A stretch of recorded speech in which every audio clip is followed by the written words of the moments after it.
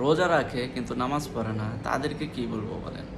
রোজা রেখে নামাজ না পড়ে যদি থাকে, তাহলে তাকে আমরা ওই ব্যক্তির সাথে তুলনা করতে পারি যেই ব্যক্তি লুঙ্গি খুলে মাথায় পাগড়ি পরে ঘুরতেছে। বিষয়টা এরকমই হাস্যকর। কেন এরকম বললাম, ব্যাখ্যা সহ বলতেছি। ধরেন একজন ছাত্র পরীক্ষার হলে গেল, পরীক্ষার হলে যাওয়ার পরে তার প্রথম করণীয় কি? প্রথম করণীয় হচ্ছে তার খাতার ভিতরে রেজিস্ট্রেশন নাম্বার, রোল নাম্বার দুইটা ইনশিওর করতে হবে, তারপরে তাকে আনসার করতে হবে। তো রেজিস্ট্রেশন নাম্বার হচ্ছে মুসলমানের জন্য কালেমা, এটা হচ্ছে রেজিস্ট্রেশন। এরপর হচ্ছে নামাজ, এটা হচ্ছে রোল নাম্বার।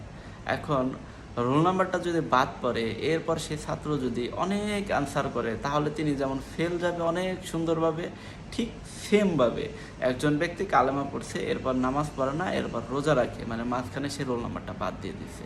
তো রোল নাম্বার ছাড়া ছাত্র যেরকম ভ্যালু নাই, নামাজ ছাড়া রোজাদারের এরকম ভ্যালু নাই। আশা করি বিষয়টা বুঝতে পারছেন।